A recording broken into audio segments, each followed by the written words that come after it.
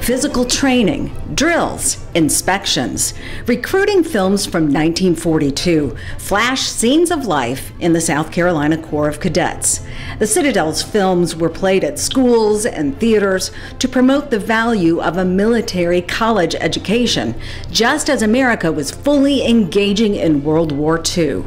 But cadets who were sophomores at the time of the filming were about to have their college careers interrupted in dramatic fashion. It was the honor code of the Citadel, and I think that that stands out more than any single thing about life at the Citadel. On the 70th anniversary of what would have been his graduation year, Timothy Street reminisces with his wife Aggie about his class at the Citadel, the class of 1944, which eventually became known as the class that never was. It's the truth in the sense that we never had graduations, we never had ring ceremonies, we never had any of the particulars that go with being a senior at the Citadel, any of the privileges that go with being a senior at the Citadel. So as a result, I don't think that the label of the class that never was is altogether that inaccurate. Street recalls his friends from the class of 1944's golf team. Street was also on the hop committee, which planned hops or dances, highly anticipated opportunities for the Corps to interact with young women. But he didn't plan graduation events or even a ring ceremony. We got special dispensation to receive the ring before we left for the Army. Street and his classmates didn't make it to their senior year. With a critical war need for junior officers and second lieutenants, the federal government called Street's entire class to war in the summer of their junior year, with the exception of 3 who couldn't serve. According to Street, it happened despite a formal objection by the college's president, General Charles P. Summerall, who felt the cadets would make better soldiers after they finished their entire military education. Unfortunately, General Summerall's word and request that we stay at the Citadel for the final year was denied. And he was sort of indignant about that, which he should have been. We marched from the Citadel campus to up on UG Street and boarded trains there and went directly to Fort Jackson in Columbia, where we were sworn in as privates, and they were sent to Europe almost instantly, and they had terrible tough times because they were all of the youngest grade of officer, and they had the roughest duty, and we had, as a class, had more fatalities than any other class at the Citadel. Street was sent to Fort Eustis for anti-aircraft artillery training with several other cadets.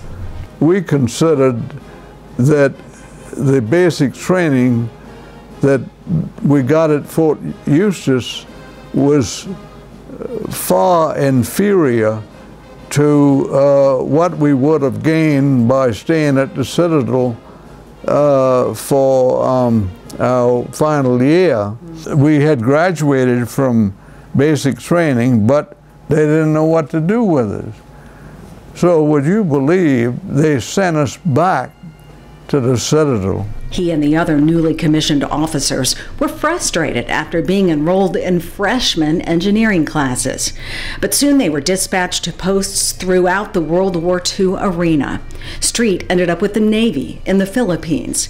He was there for about a year, eventually returning home to Charleston and the Citadel, where he reconnected with some of his former classmates. The campus was alive with veteran students, because it really was just too good a deal to turn down, in the sense that they gave you a place to live, they gave you something to eat, and they gave you spending money, and who could beat that? I mean, it was a very, very big invitation. But 26 members of the class of 1944 were not able to answer that invitation. They were killed in action. I don't think you can emphasize too much the sacrifices that those people made. So many of our classmates did so much more than I did. I feel nothing but a huge, huge helping of humility when I think about what happened to me.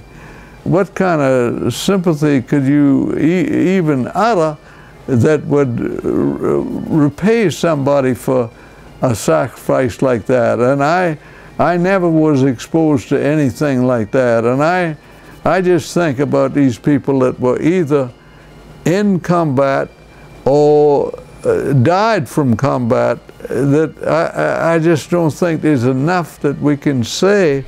Street credits one man with keeping their class united and with keeping them from being forgotten. His friend of 70 years and former classmate, Dr. Robert Adden, who became a longtime Citadel professor and department head after he was wounded in the war. Oh, maybe 10 or 15 years later, at one of our reunions that we were there at the Citadel, he had arranged for those who had in fact graduated to receive diplomas. And I have mine upstairs, and it was very nice to have. However, it was about 10 or 15 years late. And Timothy Street credits his granddaughter, Gervais, with bringing his story full circle, because he was recently able to hand her her diploma at her graduation from the Citadel Graduate College.